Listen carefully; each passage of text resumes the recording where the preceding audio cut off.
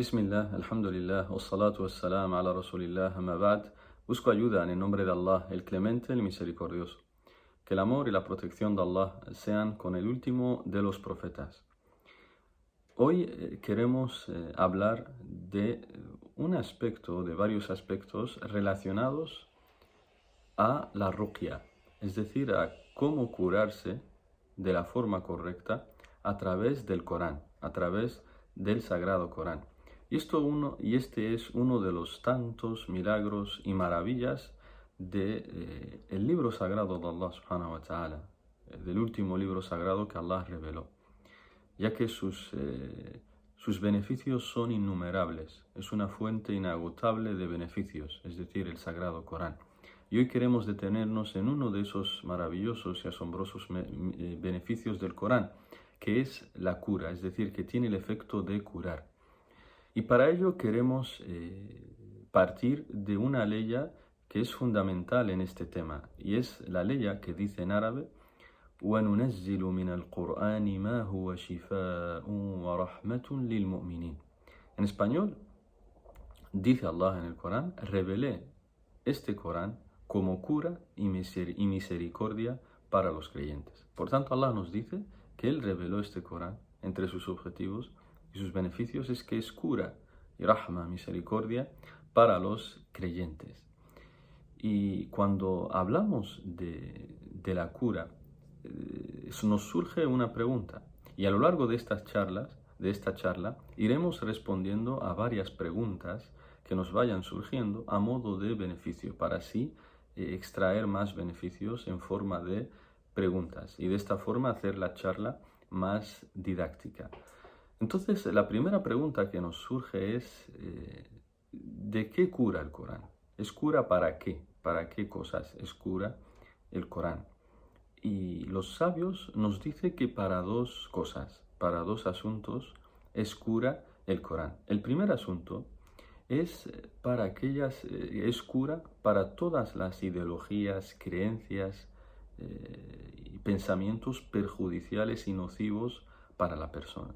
Es decir, todas aquellas creencias, ideologías, pensamientos, dudas, confusiones, es decir, todo aquello que perjudica al siervo o que contradiga al Islam, este Corán es cura para ello, es un remedio para todas estas cosas que acabo de mencionar. Por tanto, esta es la primera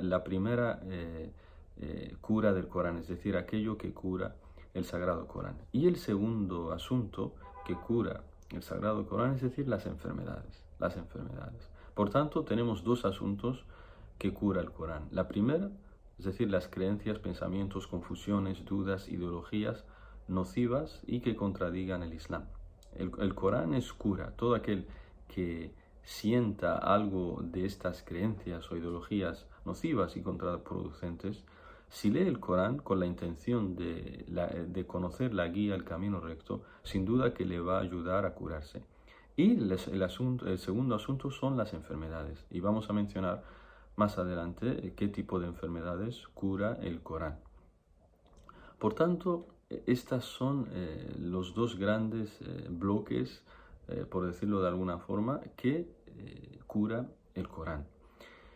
Y nos surge después de esto otra pregunta, y es ¿a qué nos referimos como cura? Cuando decimos que el Corán es una cura, ¿a qué nos referimos? Dicen los sabios a dos cosas, es decir, a la prevención y a la cura propiamente dicha.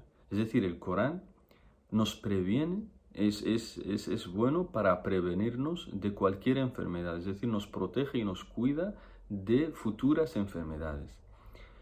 Y segundo, es cura cuando ya ha sucedido la enfermedad, cuando ya una persona está enferma, el Corán tiene el poder, con la ayuda y el permiso de Allah, de levantar y alejar esa enfermedad, es decir, de curar a esa persona. Y entonces, después de estas dos preguntas, viene otra más, nos surge otra tercera pregunta más, y es ¿de cuántas enfermedades nos cura el Corán? ¿Qué enfermedades nos cura el Corán? Y por eso esta charla la vamos a dedicar a este segundo bloque, al de las enfermedades. el primer bloque, las dudas, confusiones, ideologías y demás contraproducentes y nocivas, eso quizás en otro momento, bi'idhnillah. Por tanto, hoy queremos detenernos en el segundo bloque, que son las enfermedades. Y, propiamente dicho, más adelante en lo que respecta a la ruqya, es decir, a la forma de curarnos a través del Corán. Entonces, decíamos, ¿qué tipo de enfermedades nos cura el Corán, el Sagrado Corán? Si nos detenemos en la ley y la analizamos lingüísticamente y desde la ciencia de usul al-fiqh, es decir, los fundamentos y principios de la jurisprudencia islámica, vemos que la palabra shifa es nakira, y los que conocen el idioma árabe seguro entenderán a qué nos estamos refiriendo. وقد تقرر عند علماء الأصول أن النكرة في سياق الإثبات تعم عموم الأحوال. En español, esta palabra, al ser indeterminada, nakira, es decir, implica que abarca todas las situaciones y cosas. Es decir, en otras palabras, el Corán es cura para todo. Para todas las enfermedades, para todo tipo de enfermedades, ya que Allah lo ha dejado indeterminado en esta ley. Nos dice que el Corán es cura, huwa shifa, es cura, por tanto cura para todo. Si fuese para algo en específico, lo habría mencionado el Corán. Por ejemplo, es cura para tal cosa, para tal asunto, pero como no lo ha mencionado, entonces se entiende, según la ciencia de usul al-fiqh, de los principios y fundamentos de la jurisprudencia, que abarca todo tipo de enfermedades. Por tanto, es cura para todo. De ahí que sea un error que traducir en las traducciones del Corán esta ley y poner es cura para los corazones o es cura para tal cosa y demás. Lo correcto es dejarlo tal como Allah subhanahu wa ta'ala lo ha revelado, es decir, es cura y ya, para así entender que es cura para todo tipo de enfermedades. Y por eso vemos que las enfermedades las podemos resumir en tres grandes bloques. Las enfermedades, ¿qué enfermedades cura el Corán? Hemos dicho que cura todas, pero podemos resumirlas en tres grandes bloques a fin de entenderlo mejor, a fin de comprenderlo de la forma más correcta. El primer tipo de enfermedades que cura el Corán son las enfermedades físicas que aquejan a nuestros cuerpos. Por tanto, el Corán es cura para ello. Así que fijaos qué gran misericordia la de Allah subhanahu wa ta'ala con nosotros, que a través de sus palabras, porque el Corán no es otra cosa sino la palabra de Allah subhanahu wa ta'ala, y cómo no va a ser así, la palabra de Allah. No hay palabra más poderosa que la de Allah subhanahu wa ta'ala, y no hay alguien más poderoso que Allah subhanahu wa ta'ala. Por lo tanto, Él tiene poder para erradicar cualquier enfermedad y cualquier asunto. Por tanto, no hay duda de que las palabras de Allah son cura también para las enfermedades físicas. Y una de las pruebas que se pueden mencionar en este punto es el famoso hadith auténtico que cuenta que los compañeros del profeta sallallahu alaihi wasallam, y este hadith lo hemos mencionado en otras clases, en la clase del libro la enfermedad y el remedio de Ibn al-Qayyim mencionamos este hadith. Entonces cuenta este hadith que un grupo de los compañeros del profeta sallallahu alaihi wasallam emprendieron un viaje, y cuando tuvieron que acampar en un sitio pasaron por una tribu y de repente vino la gente de esa tribu a los compañeros del profeta sallallahu alaihi wasallam pidiéndoles que si podían sanar o curar a uno de sus jefes, al jefe de esa tribu, que no era musulmán, ya que le había picado un escorpión. Y estaba en la cama y no podía moverse, ni levantarse, ni nada. Entonces los compañeros del profeta, a cambio de esto, pidieron, digamos que, una recompensa por eso. Una recompensa, lo que se llama en árabe un ju'al, es decir, que se les designe una recompensa a cambio de realizar esta cura. Entonces acordaron una recompensa en ganado. Por tanto, y fue uno de los compañeros del profeta sallallahu alaihi wasallam y le recitó Surat al-Fatiha. Le recitó solo el primer capítulo del Corán. Y al cabo de nada se levantó este jefe como si nada, habiéndose curado totalmente. Este hadith es muy resumido, lo he resumido bastante para así haceros ver la prueba de que efectivamente el Corán es cura también para las enfermedades físicas. Por tanto, fijaos cómo un escorpión venenoso y demás no ha podido con la palabra de Allah subhanahu wa ta'ala. Por eso lo que requiere es imán, es que recitemos este Corán con imán, con fe, están teniendo la plena seguridad y confianza y certeza de que la palabra de Allah es poderosa sobre todo, es poderosa sobre todas las cosas. El segundo tipo de enfermedades que cura el Corán son las enfermedades psicológicas. Las enfermedades psicológicas, es decir, la tristeza, la depresión, la ansiedad, los miedos, etcétera, etcétera. El Corán es cura para todas estas enfermedades psicológicas. ¿Y cómo lo cura el Corán? Es decir, otorgando esa paz y ese sosiego y esa tranquilidad al corazón, ya que cuanto más lees el Corán, cuanto más escuchas el Corán prestando la atención, tu imán sube, y cuando aumenta tu imán, tu corazón se tranquiliza y se alejan y se disipan todas esas ansiedades, depresiones, tristezas y demás. Y por eso Allah subhanahu wa ta'ala nos dice en el Corán: "Alā bi dhikrillahi tatma'innul qulūb". ¿Acaso no es con el recuerdo de Allah que se tranquilizan, se sosiegan los corazones? ¿Y cuántos hadices hay en la sunna de nuestro profeta sallallahu alaihi wasallam que habla de qué hay que decir a la hora de estar triste, a la hora de estar intranquilo, con miedo, etcétera? Y todo eso nos evidencia que la palabra de Allah subhanahu wa ta'ala es cura. La palabra de Allah subhanahu wa ta'ala es cura para los corazones que tienen ansiedad, intranquilidad, depresión, tristeza, es decir, para las enfermedades psicológicas. Y cuando decimos esto, lógicamente no estamos diciendo que una persona, o también en el primer punto de las enfermedades físicas, no estamos diciendo que una persona no deba acudir al médico. Esto debe ser entendido de la forma correcta. Eso no quita que uno debe acudir al médico y solicitar asistencia médica, ya sea en cosas físicas como en cosas psicológicas. Pero lo que estamos enseñando es que de las cosas que más ayudan también en este aspecto es la palabra de Allah subhanahu wa ta'ala, cuando la persona lo hace con una sincera devoción, una sincera intención de curarse. Y el tercer bloque o tipo de enfermedades que cura el Corán son las que llamamos las enfermedades del alma, las enfermedades espirituales, es decir, la posesión, el mal de ojo, la brujería, etc. Entonces este tipo de enfermedades también las cura el Corán, la palabra de Allah subhanahu wa ta'ala. Y tenemos textos numerosos sobre este tema que prueban y evidencian que el Corán es cura para este tipo de enfermedades también, las enfermedades espirituales o del alma, tal como hemos dicho, mal de ojo, posesión, brujería, etc.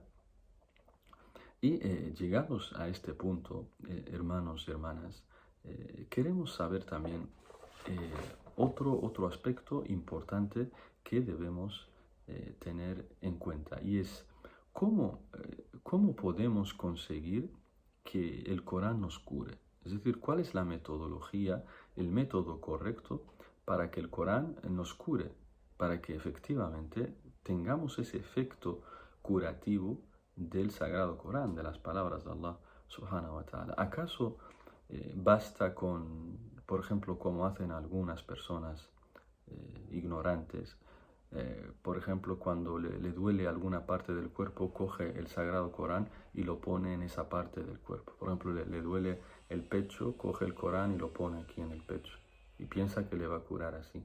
O le duele la cabeza, pone el Corán en la cabeza. O le duele la mano, pone el Corán en la mano. Otras personas, otro método que utilizan es abre el Corán y se pone a mirar sus páginas, a mirarlas. Dicen que mirar esas páginas, ya está, con eso te vas a curar.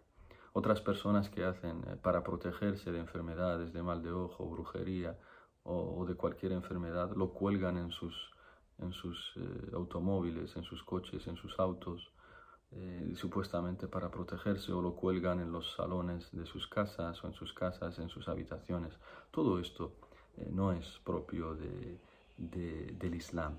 Todo esto no es propio, no está legislado y no es correcto, y no es permitido este tipo de asuntos como cura, para buscar la cura del Sagrado Corán. Ese no es el método. Y por eso nos surge una pregunta evidente. Entonces, hermano Hisham, ¿cuál es la forma correcta? ¿Cómo uno puede conseguir curarse con el Corán, con el Sagrado Corán, con el Corán el Karim? ¿Cómo uno puede curarse? Y respondemos que los sabios, hermanos y hermanas, lo han resumido en tres formas. Tres formas para curarte a través del Sagrado Corán, para lograr que el Corán te cure. Tres formas hay, tres métodos. El primer método que mencionan nuestros sabios es at-tilawa, tilawatihi, es decir, recitándolo, el recitarlo, el leerlo, la lectura del Sagrado Corán. La segunda forma de obtener la cura a través del Corán es escuchándolo. Y fijaos que digo escuchar y no digo oír. لأن هناك فرق بين الاستماع والسماع. En idioma árabe también hay diferencias entre escuchar y oír. Y la tercera forma de curarnos a través del Corán es con la ruqya, es decir, a través de la ruqya. Y vamos a detenernos, inshallah, en cada una de estos puntos que acabo de mencionar, en la recitación, el escuchar y en la ruqya. El primer punto con el que podemos conseguir la cura del Corán, que el Corán nos cure, es recitándolo. Y sin duda que es una de las mejores formas de curarse, ya sea de las dudas, confusiones, ideologías nocivas y contraproducentes, etc. O como de las enfermedades, cualquier tipo de enfermedades, ya que cuando uno lo recita el Corán, cuando uno lee el Corán, entendiendo sus significados, porque esto es importantísimo, el entender sus significados, uno alimenta su corazón, uno va sanando su corazón, y el objetivo mayor de la lectura del Corán, vaya por delante decirlo, es acercarnos a Allah subhanahu wa ta'ala. Este es el mayor objetivo, esta es la primera intención que debemos tener con cualquier acto de adoración. Cualquier acto de adoración que hagamos es para acercarnos a Allah, es para obtener el amor de Allah, es para estar cerca de Allah. Y después de este primer objetivo, viene este hecho de curarnos, porque cuando uno lee el Corán y lo recita y lo entiende, descubre maravillas en esas palabras de Allah. Descubre maravillas que acaban sanando su corazón y todas las enfermedades que padezca, todas. Por eso qué importante es leer, enfocarnos en la lectura del Corán. Por eso los primeros musulmanes leían a diario el Corán. Y por eso nos debemos preguntar nosotros, ¿cada cuánto leemos el Corán? ¿Solo lo leemos en Ramadán? Y si es que lo leemos. ¿O solo lo leemos cuando se muere un familiar cercano a nosotros? Por eso qué importante es que tengamos la costumbre y un programa de leer a diario el Sagrado Corán. Aunque solo sea una página, por ejemplo, que antes de dormir te propongas leer una página del Corán. Y así todos los días. Porque este Corán, sin él, estamos perdidos. Estamos en la mayor oscuridad. Estamos en las profundidades del desvío. Porque cuando leemos el Corán, y ojo, y lo entendemos, porque no basta con leerlo, sino entenderlo, con eso es que iluminamos nuestros caminos y nos ayuda a discernir qué hacer en muchas situaciones de nuestra vida. Y aquí un asunto importante relacionado a la lectura y la recitación del Corán que quiero resaltar y llamar la atención sobre ello. Y es que muchas personas, muchos hermanos y hermanas caen en el error de pensar que están leyendo el Corán y ciertamente no están leyendo. Dicen los sabios, la recitación o la lectura del Corán es condición esencial para que una persona se considere que está leyendo o recitando el Corán. Es condición necesaria mover la lengua y los labios. Mover la lengua y los labios. Es condición esencial. Pronunciar. Porque eso es la lectura. Mover la lengua y los labios.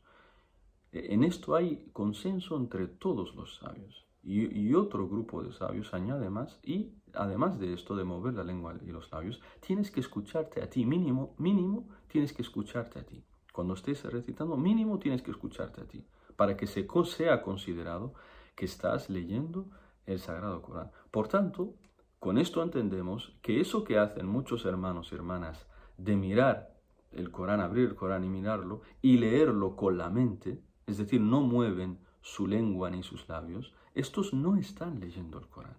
No están leyendo el Corán. No obtienen la recompensa que el profeta sallallahu alaihi wasallam ha estipulado para quien lea una letra del Corán.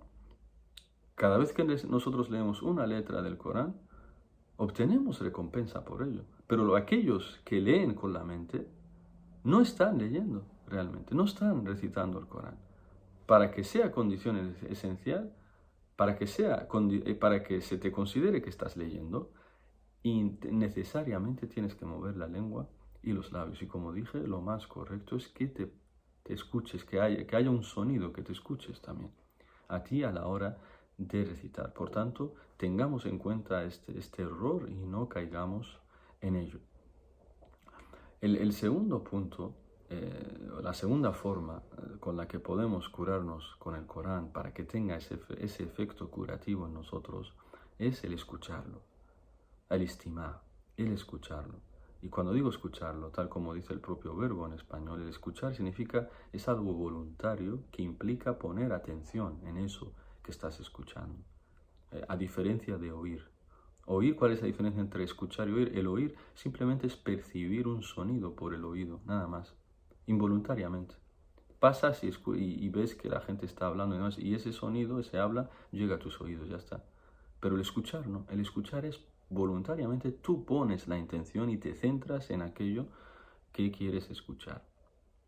A diferencia de oír, que solo es percibir un sonido a través de los oídos. Por tanto, nosotros queremos escuchar el Corán. Queremos prestar atención a lo que se está diciendo en el Corán.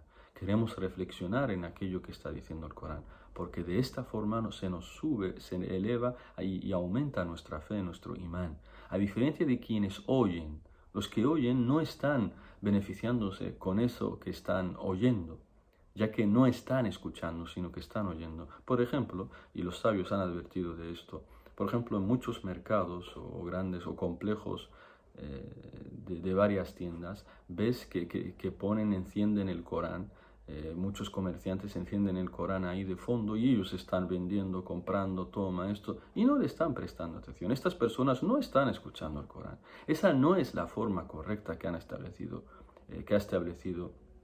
Allah subhanahu wa ta'ala y su profeta y los sabios en general.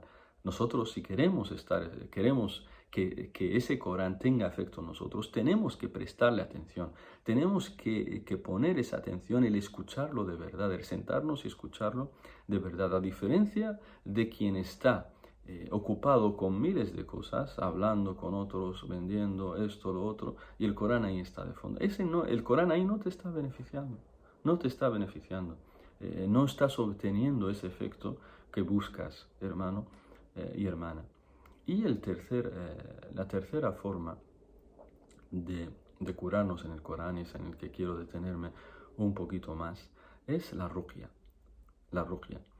Es decir, la ruqya es recitar, ya sea palabras de Allah, súplicas del profeta o súplicas en general, con la intención de curarnos.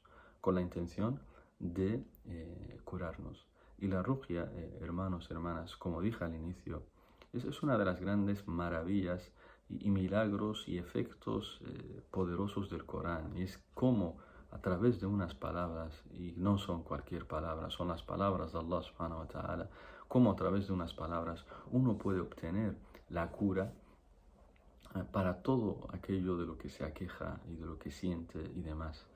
Y en esto vemos la grandeza de las palabras de Allah y la grandeza de este gran libro sagrado que tenemos los musulmanes, la grandeza del sagrado Corán, de las palabras de Allah subhanahu wa ta'ala. Y queremos mencionar, algunos aspectos relacionados a la ruqya, para así beneficiarnos lo máximo posible a través de ella, a través de esta recitación. Y queremos mencionar como primer punto, y es una particularidad de la ruqya, es que la ruqya, cuando tú la recitas sobre una persona que está enferma, cuando tú recitas aleyas del Corán con la intención de que se obtenga que Allah cura a esa persona que está enferma, no es condición que esa persona, por ejemplo, no es condición que esa persona esté reflexionando en lo que se le está diciendo, lo que se le está recitando. No es condición ni que ponga la intención, ni nada por el estilo. A diferencia de, por ejemplo, leer o escuchar, que uno tiene que centrarse en aquello que lee y entenderlo y demás. Pero en cuanto a la ruqya, no es condición que la persona, esa enferma que está recibiendo esas aleyas, esa recitación, no es condición que ponga esa intención, ni que reflexione en las aleyas, ni nada por el estilo. La prueba, por ejemplo, es que el profeta sallallahu alaihi wasallam solía recitar ruqya, buscar refugio en Allah para proteger a sus nietos, al Hassan y al Hussein, de cualquier mal.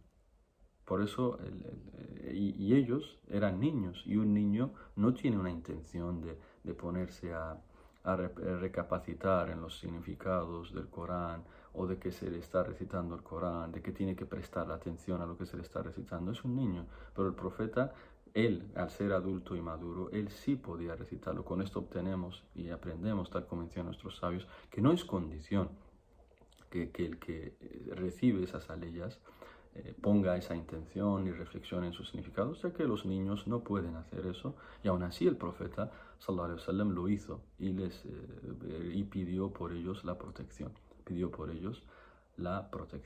Y del mismo modo, la ruqya, de las particularidades de la ruqya, es que puede beneficiar incluso a quien no es musulmán.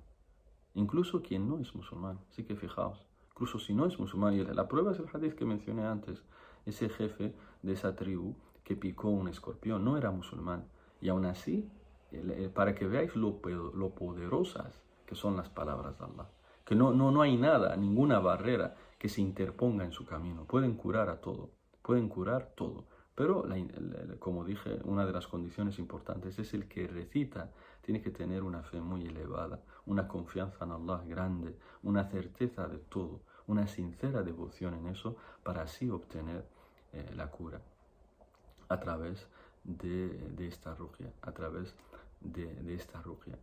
Y nos surge otra pregunta, y son asuntos que, digamos, que algunos musulmanes se equivocan en ellos a la hora de hacer ruqya.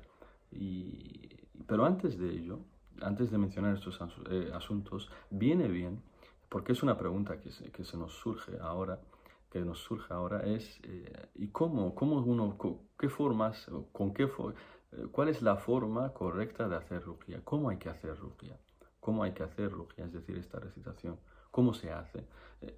Hay varias formas, pero yo, a modo de resumen general, solo voy a mencionar tres formas para no, digamos que, abundar con para no llenar con tanta información esta clase. Solo voy a mencionar tres formas. La primera forma de hacer ruqya es recitando. Es decir, que tú, si estás enfermo o enferma, recitas el Corán sobre ti con la intención de curarte, con la intención de que Allah te cure. Así, ya está. Esto es la ruqya. Seleccionas las aleyas que quieras, recitas el Corán. Por ejemplo, como dije antes, solo Surat al-Fatiha, ese sahabi recitó solo Surat al-Fatiha, primer capítulo del Corán, y ya obtuvo la cura para ese jefe. Por tanto, la primera forma de hacer ruqya es recitando. La segunda forma de hacer ruqya es recitando y después soplar con un poco de saliva, an-nafth, lo que en árabe llamamos an-nafthu, es decir, es soplar con un poquito de saliva. Eso, por ejemplo, cuando estás recitando a una persona que está enferma y demás, o está mal, deprimido, que sufre miedos, ansiedad, y tú vas y recitas el Corán, cuando terminas, soplas sobre él con un poquito de saliva, ya que en ese soplido, al haber recitado antes la palabra de Allah, es como que es un soplido que tiene bendiciones, que tiene baraka. Es un soplido que tiene baraka y bendiciones, a diferencia del soplido de los brujos y las brujas y magos. Eso es un soplido maldito, impuro, sucio, perverso, tal como dice Allah en el Corán, وَمِن شَرِّ النَّفَّاثَاتِ فِي الْعُقَدِ. Y busco protección a Allah de las que soplan, de las almas perversas que soplan en los nudos, es decir, buscando dañar a la gente. Por tanto, esta es la segunda forma de ruqya, recitar y después soplar con un poquito de saliva. Y la tercera forma de hacer ruqya es recitar sobre un recipiente con agua, recitar el Corán, por ejemplo, sobre un recipiente con agua y luego beber ese agua. Es decir, una vez que tú recitas sobre ese recipiente con agua, ese agua ya se vuelve un agua, digamos que con baraka, es decir, tiene bendiciones gracias a la palabra de Allah subhanahu wa ta'ala y tiene ese efecto curativo. Y tú te lo bebes o te bañas con él, con ese agua, o te bañas con él, con ese agua. Por tanto, estas son las tres formas a modo general de hacer ruqya. Y ahora llega lo que decíamos antes. Es que algunas personas, algunos hermanos y hermanas, hacen ciertas cosas, supuestamente te dicen que son ruqya, pero no es así. Y son errores y contradicen lo que enseña Allah y su profeta sallallahu alayhi wa sallam. Y contradicen lo que enseña Allah y su profeta. Por tanto, cualquier método o forma que no sea lo que está establecido en el Corán, en la Sunna o transmitido por los primeros musulmanes, no hay que hacerlo. Aunque la gente te diga, pero es que se ha comprobado que tiene efecto hacerlo de esa forma, que la persona se cura cuando se hace ruqya de esa determinada forma, que no están en el Corán, ni en la Sunna, ni lo han hecho los primeros musulmanes, te dicen, no, es que está comprobado que cura. Y les decimos que no. Que eso no quita que esté mal hacerlo, porque ahí Shaitán, los demonios, te están desviando o te están manteniendo así para que tú sigas en ese camino equivocado, para que sigas desviándote más. Y la cura no es gracias a esa forma. Y esto es un asunto importantísimo que hay que recalcar y lo menciona Ibn al-Qayyim también en su valioso libro Ad-Dawa ad-Dawa, es decir, la enfermedad y el remedio. Es que muchas veces ves que la gente obtiene la cura de ciertas formas que están prohibidas en el Islam o que no corresponden al Islam y ya piensan que porque esa cosa o esa forma lo curó, piensa que ya es válido esa forma. Y ciertamente no es esa forma lo que lo ha curado, sino que es al-idtirar alladhi fil qalb, es la necesidad.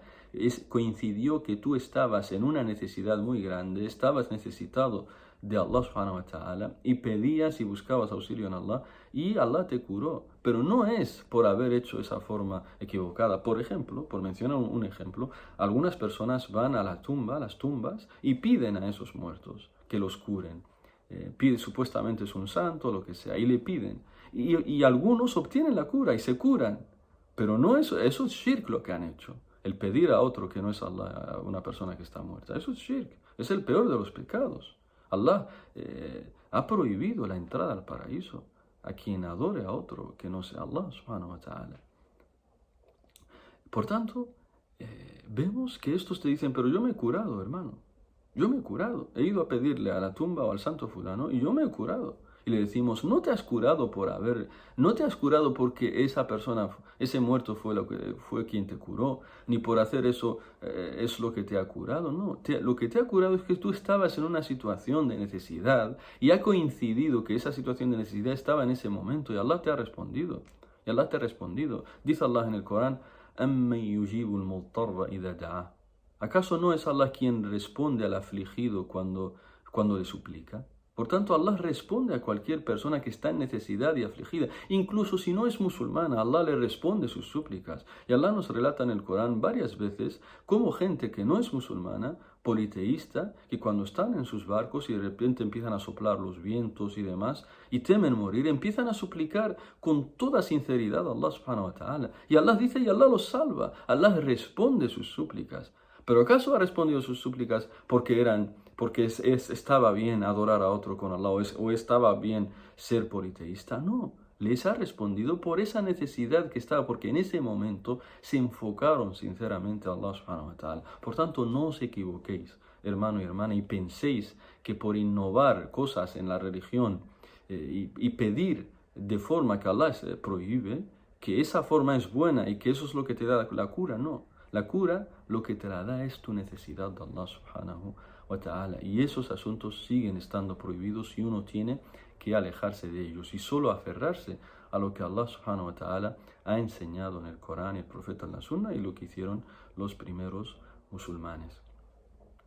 Y llegamos al punto final de esta clase y el punto final consiste en hablar de ciertas formas que son exageradas a la hora de hacer ruqya y que van al extremismo, ya que el extremismo está condenado en todos sus aspectos en el Islam, en los actos de adoración, en los actos cotidianos, en las palabras, etc. El extremismo está prohibido en el Islam en cualquiera de sus formas. Y en la ruqya también hay gente que cae en el extremismo, que van a los extremos, a la exageración, en la ruqya.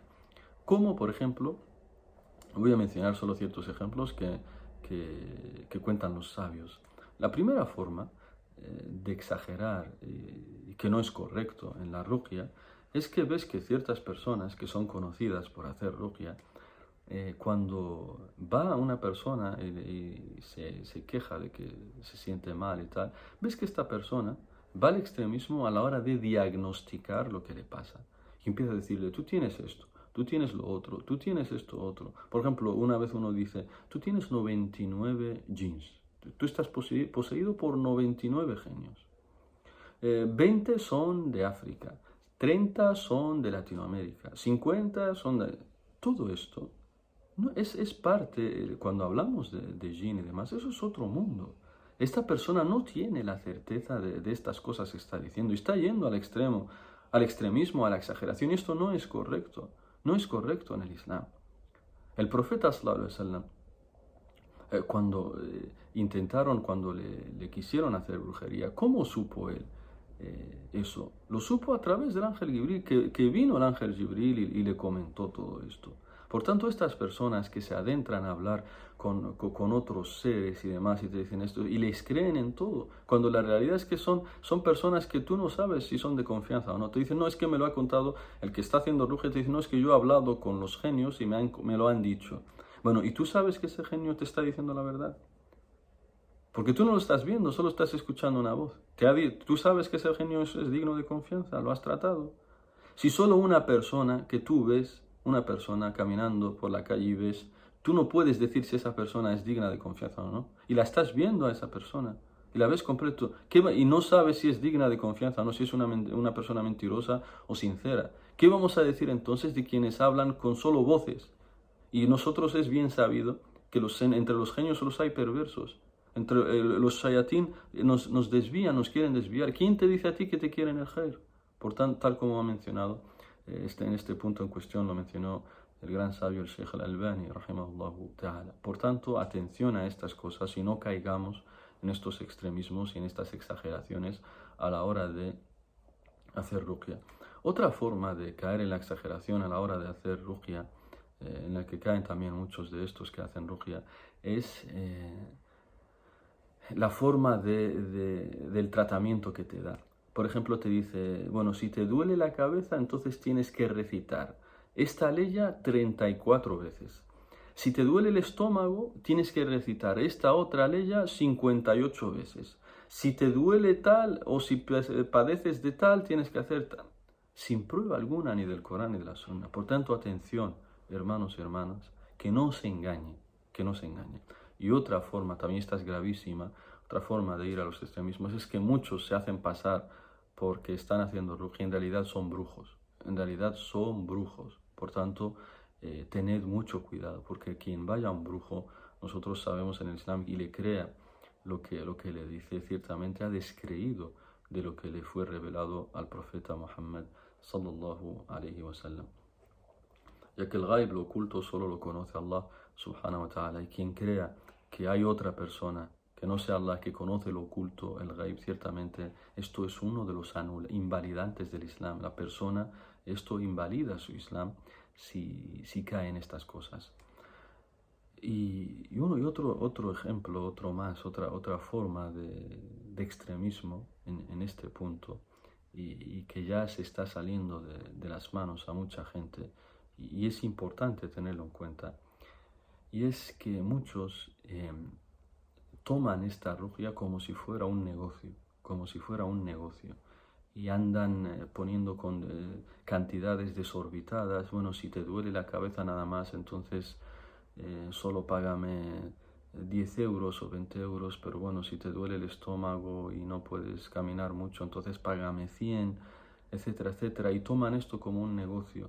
Y si das una poca cantidad, te recita el Corán con otras personas en general. Si pagas 500 euros, no te pone una habitación a ti sola a ti solo o sola y te recita el Corán para ti nada más, además de todos los demás actos prohibidos que pueden caer en ello estas personas. Por eso tened mucho cuidado con estas cosas y no es lícito que acudéis por ejemplo, a personas así porque lo único que hacen es demostrar que lo único que les interesa es el dinero, es el dinero. Y alguien que solo piensa en los euros, en el dinero, ¿qué intención va a tener esta persona de curarte? Ni que fuera alguien que Dios le responde todas sus súplicas y tenga una garantía de que se le responden todas sus súplicas. Por eso lo mejor es que las personas, que nosotros mismos nos hagamos ruqya. Eso es lo mejor, esa es la excelencia, de que nosotros mismos nos hagamos ruqya. Y eso no quita que podamos solicitar que alguien lo haga, ya sea de buena fe, nosotros darle una recompensa al final. Todo eso está permitido. Que uno te hace ruqya, te has curado y tú le das un dinero, una recompensa. No hay inconveniente en eso, tal como se menciona en el hadith que antes hemos mencionado. Pero nosotros hemos querido insistir en aquellos que no temen a Allah, en aquellos que toman esto como un negocio y no piensan en sus hermanos musulmanes y demás. Por eso tened mucho cuidado, hermanos y hermanas. Esto era brevemente lo que quería compartir con vosotros sobre este tema. Que Allah nos beneficie a través del Corán y nos guíe siempre al camino recto. Esto es todo. Wassalamu alaikum wa rahmatullahi.